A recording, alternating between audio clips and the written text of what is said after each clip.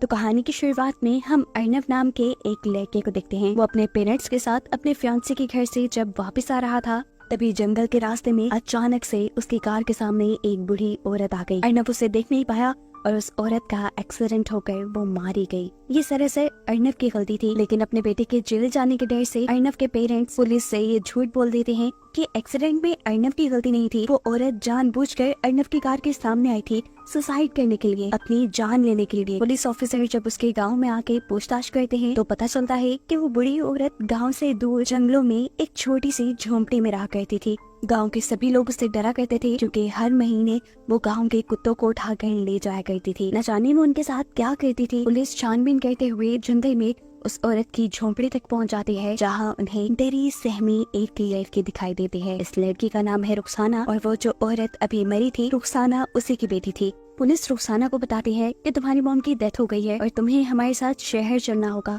अजीब बात ये थी कि इस टाइम हम रुखसाना के मुंह पे कोई परेशानी, कोई दुख नहीं देख रहे थे, ऐसे जैसे उसे अपनी मॉम की मौत से कोई फर्क ही ना पड़ा हो। वो अर्नव और पुलिस के साथ शहर आ जाती है। सीन कट होकर हमें मुर्दा घर में एक आदमी को दिखाया जाता है। वो जब पोस्टमार्टम के बाद इस बूढ़ी औरत को दफन कर रहा था तो तब उसे उस औरत के हाथ पे एक अजीबोगरीब निशान नजर आता है। जिस निशान को देखते ही वो डर गया। उसने फौरन बांग्लादेश में एक आदमी को कॉल मिलाई जिसका नाम था प्रोफेसर कासिम अली। यह आदमी कासिम अली को बताता है कि उसने एक मरी हुई औरत के हाथ पे औलाद चक्र का निशान देखा है। ये बात सुनते ही कहानी एकदम से फ्लैशबैक में चली जाती है और हमें कासिम अली के पुराने दिन दिखाए जाते हैं जब कासिम अली क़यामत आंदोलन नामी एक मुहिम का हिस्सा थे। इस मुहिम के दौरान कासिम अली हर उस औरत को मार दिया करते थे जिसके हाथ पे औलाद चक्र का निशान होता था। ऐसे ही एक दिन जब कासिम अली एक औरत को मारने लगते हैं तो वो औरत कासिम अली की आंख में अगरबत्ती घुसाकर वहाँ से भाग जाती है। उस वक्त वो औरत प्रेग्नेंट थी। इस सारी कहानी को बताने का मकसद ये है कि वो औरत जिसे अभी मारा गया वो कोई और नहीं बल्कि वही औरत थी जो कासिम अली की आंख पर हमला करके भाग गई थी, जिसका पता अब कई सालों बाद कासिम अली को चला था। यहाँ प्रेजेंट टाइम में हम देखते हैं कि जब रुखसाना पुलिस से बात कर रही थी तो वो काफी डिस्टर्ब थी। उसने पुलिस से कहा कि उसे अगरबत्ती से डर लगता है। इन सारी चीजों के दौरान हम देखते हैं कि वो आदमी जिसने कासिम अली को उसकी मॉम के मरने की खबर दी है वो भी चुपके से उसके ऊपर नजर रखे हुए था। सारी लीगल फॉर्मेलिटीज कंप्लीट होने के बाद अर्नव रुखसाना को उसके जंगल वाले घर में छोड़ने के लिए चला जाता है, जहाँ रुखसाना को रुखसाना की मरी हुई माँ के एलियंस आते हैं जो रुखसाना को अपने पास बुला रही थी। यही अब इसी झोंपड़ी में रुखसाना को किसी के जोर जोर से सांस लेने की आवाजें आने लगती हैं, जिससे डर कर रुखसाना वहाँ से भाग जाती है। अगले दिन दिखाया जाता है कि कासिम अली अपने कुछ लोगों के साथ रुखसाना को उसकी झोंपड़ी में पकड़ने के लिए आए थे, लेकिन रुखसाना तो उनके आने से पहले ही भाग चुकी थी। यहाँ कासिम अली को रुखसाना का एक बाल मिलता है जिसे वो अपने पास संभाल कर रख लेते हैं। हम देखते हैं कि रुखसाना भाग भाग कर अर्नव के घर आ चुकी थी। वो बहुत ज्यादा डरी हुई थी। उसने काफी सारा टाइम अर्नव के बेड के नीचे गुजारा। एकदम से अर्नव की भी नजर उसके ऊपर पड़ जाती है और अर्नव उसे यहाँ देखकर परेशान हो जाता है। उससे पूछता है तुम यहाँ कैसे आई, जिसके जवाब में रुखसाना कहती है कि कुछ बुरे लोग उसके पीछे पड़े हुए थे जिनसे जान बचाकर उसे भागकर यहाँ आना पड़ा। रुखसाना बताती है मैं उनमें से किसी आदमी को नहीं जानती थी सिवाय एक के। उस आदमी को मैंने अपने बचपन में देखा था। बचपन में भी वो मुझे मारने आया था और मुझे लगता है कि अब भी वो मुझे मारने ही आया है। उसकी मेरे साथ क्या दुश्मनी है मैं ये नहीं जानती। इस आदमी की हमें समझ आ ही गई थी कि वो और कोई नहीं बल्कि प्रोफेसर कासिम अली थे। अब क्योंकि रुखसाना जंगल से यहाँ तक भाग भाग कर आई थी, वो भी नंगे पाँव, इसी वजह से उसके पाँव बुरी तरह जख्मी थे, जिस पर लगाने के लिए अर्नव उसे एक ट्यूब देता है। वो उसे एक रात अपने घर रुकने की इजाजत दे देता है क्योंकि इस टाइम एक अकेली लड़की का बाहर जाना खतरनाक साबित हो सकता था। लेकिन वो रुखसाना से कहता है कि सुबह होते ही मैं तुम्हें शेल्टर होम छोड़ आऊंगा।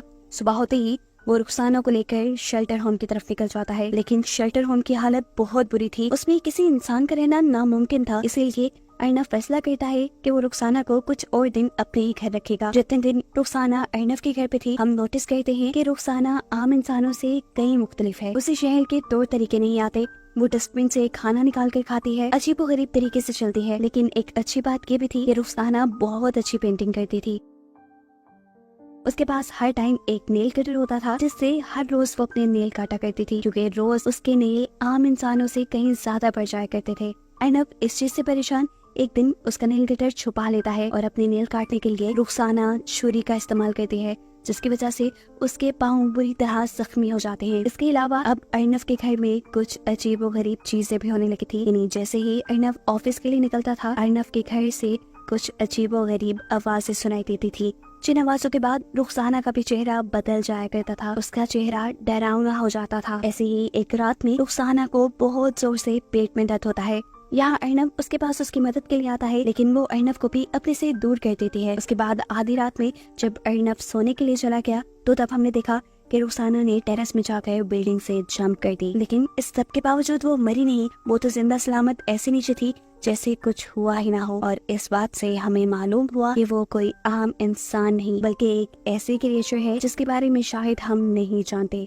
वो यहाँ नीचे जाकर सोसाइटी के एक डॉग के ऊपर हमला कर देती है और बुरे तरीके से किसी वैम्पायर की तरह उसका खून चूसते हुए उसे मार देती है। सीन कट होकर हमें कासिम अली को दिखाया जाता है, जो एक बंधी हुई औरत के पास आई है। कासिम अली ने उसे काफी साल से अपनी कैद में रखा हुआ था। कासिम अली के सामने आते ही इस औरत का चेहरा बिगड़ जाता है, इतना खराब हो जाता है कि देखने के काबिल नहीं रहता, ऐसे जैसे वो कोई भूत हो। कासिम अली इस औरत को एक लड़की का बाल देते हैं और कहते हैं सूंघ के बताओ कि ये अब कहाँ है। ये रुखसाना का बाल था, जिसे सूंघ कर वो औरत प्रोफेसर से कहते हैं ये तुम्हारे हाथ नहीं लगेगी, उस पे बाहर आई है, अगर तुम फिर भी अपनी कोशिश करना चाहो तो कर लो। ये औरत उसे अर्नब का पता दे देती है, जिसके घर पे आजकल रुखसाना थी। अगले ही दिन प्रोफेसर अपने एक असिस्टेंट के साथ अर्नब की सोसाइटी में पहुंच जाते हैं। वो अर्नब को रोक कर बताते हैं कि तुम्हारे घर पे जो लड़की है वो इंसान नहीं है, वो एक इफरत की यानी एक डेविल की बेटी है। सिर्फ यही नहीं, प्रोफेसर अर्नब को ये भी बताते हैं कि वो लड़की तुम्हारे साथ जरूर इंटीमेट होकर बच्चे पैदा करने की कोशिश करेगी ताकि वो अपनी नस्ल को आगे बढ़ा पाए, लेकिन तुम्हें एहतियात करनी होगी। अर्नब, जिसे इन बातों पे बिल्कुल यकीन नहीं था, वो प्रोफेसर को सिक्योरिटी से कहकर बाहर निकलवा देता है, लेकिन फिर भी ये लोग अर्नब का पीछा नहीं छोड़ते। वो मुर्दा घर वाला आदमी अर्नब का कॉन्टिन्यूस पीछा करने लग जाता है, जिस बात का अर्नब को भी अंदाजा था। इसीलिए उन दोनों के दरमियान में लड़ाई हो जाती है और इस लड़ाई के नतीजे में अर्नब का सर फट जाता है। वो जब घर आया तो रुखसाना उसे देखकर परेशान हो गई। अर्नब ने सारी सच्चाई रुखसाना को बताई कि किस तरह एक प्रोफेसर उसे मिला था और उसने उसे ऐसी बातें कही हैं। अर्नब रुखसाना को ये भी बता देता है कि उसका सर मुर्दा घर वाले आदमी ने फाड़ा है। इस सब के बाद अर्नब तो सोने चला जाता है, लेकिन रुखसाना नहीं सोती। हम रुखसाना को उसके एक अजीब और असली भयानक रूप में देखते हैं। वो अब किसी जानवर की तरह बिहेव कर रही थी और किसी जानवर की तरह ही छलांगे लगाते हुए वो मुर्दा घर में जाकर बेदर्दी से उस मुर्दा घर वाले आदमी को मार देती है और फिर दोबारा उछलते कूदते हुए अर्नब के उठने से पहले घर वापस लौट आती है। अर्नब जब उठता है तो देखता है कि रुखसाना बहुत ही प्यार से उसके पास बैठी हुई थी, लेकिन इसी टाइम हम देखते हैं कि यहाँ पर अर्नब की फियांसी आ जाती है, जो इन दोनों को एक साथ देखकर गुस्सा होकर वहाँ से चली जाती है। और इस सब की वजह से अर्नब बहुत ज्यादा टेंशन में आ जाता है। वो रुखसाना को घर से निकल जाने का ऑर्डर दे देता है और गुस्से में रुखसाना उसी का गला पकड़कर हवा में उठा देती है। रुखसाना जानती थी कि उसने गलत कह दिया, इसीलिए वो बार बार अर्नब से उसकी इस हरकत के लिए माफी मांगती है, लेकिन अर्नब भी अब डर चुका था। रुखसाना का ये बिहेवियर देखकर उसे प्रोफेसर कासिम अली की बात याद आने लगी थी। वो घर से बाहर निकलकर जब प्रोफेसर कासिम अली के ऊपर रिसर्च करता है तो उसे जो बातें मालूम होती हैं उससे उसके होश उड़ जाते हैं। उसे मालूम होता है कि आज से कई साल पहले बांग्लादेश के अंदर लोग लड़कियों को किडनैप करके उनके ऊपर काला जादू किया करते थे। इस जादू के दौरान एक कल्ट लड़कियों को डेविल के हवाले कर देता था। वो इन लड़कियों के साथ इंटीमेट होता था ताकि उसके इंसानों जैसे बच्चे इस दुनिया में आ सके। जो लड़कियां इफरत के साथ इंटीमेट हो जाती थी उनके हाथ पे औलाद चक्र का निशान बना दिया जाता था, जैसा रुखसाना की मोम के हाथ पे था।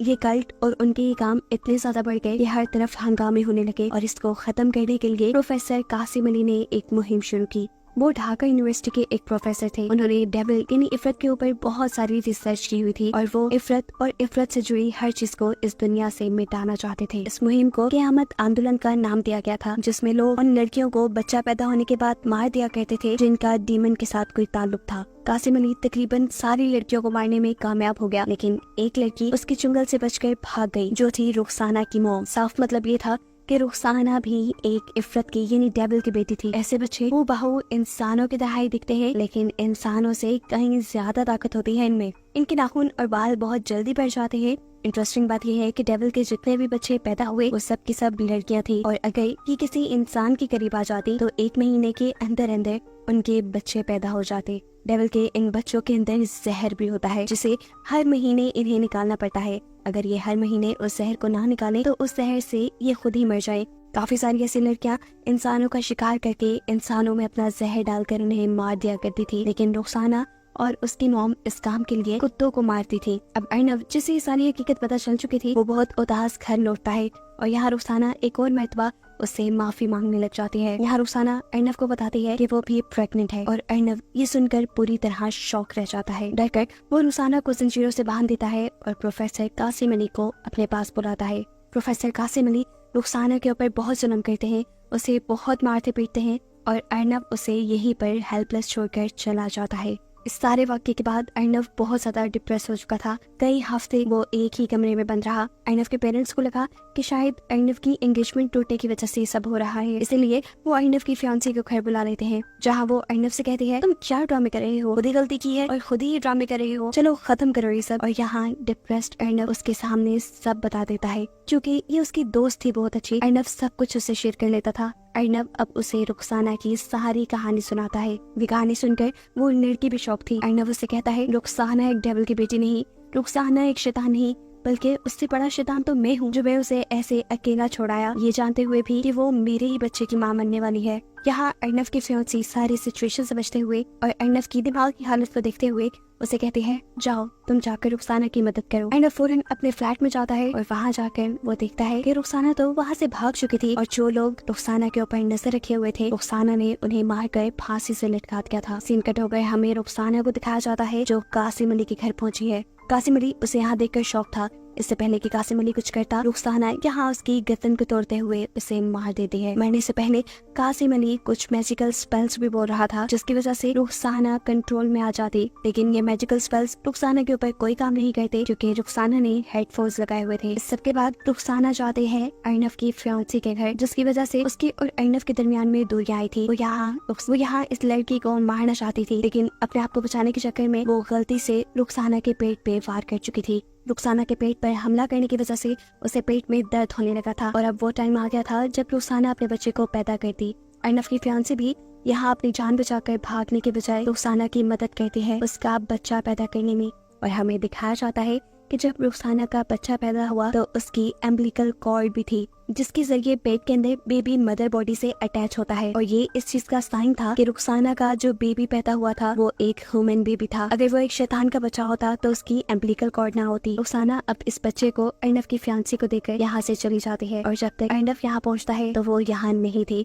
अर्नव उसे ढूंढते ढूंढते उसी जंगल तक पहुँच जाता है जहाँ मूवी के स्टार्ट में उसने पहली मर्तबा रुखसाना को देखा था। रुखसाना उसे यहाँ मिल भी गई। वो अर्नव को बताती है कि उसका बच्चा एक इंसान है, कोई शैतान का बच्चा नहीं, और ऐसा सिर्फ इसलिए हुआ था क्योंकि वो अर्नव से सच्चा प्यार करती थी। आज रुखसाना का वो दिन भी था जब उसकी बॉडी के अंदर जहर बहुत भरा हुआ था। वो चाहती तो यहाँ अर्नव को मार देती, लेकिन वो अर्नव को कुछ नहीं करती और इस तरह उसका जहर उसे ही मार देता है, जिसे दिखाते हुए ये कहानी यहाँ खत्म हो जाती है। लेकिन कहानी के आखिर पे मैं आपको बता दूं कि रुखसाना के मरते साथ ही डेविल के सभी बच्चे मारे गए थे और ये काम कासिम अली ने आज से कई साल पहले ही कर लिया था। उस टाइम बस रुखसाना की मॉम भाग गई थी, जिसकी वजह से एक रुखसाना ही डेविल की बेटी थी जो मारी नहीं गई। उसका बेटा भी पूरी तरह इंसान था और ये दुनिया अब इफरत यानी डेविल के कर्ज से आजाद थी।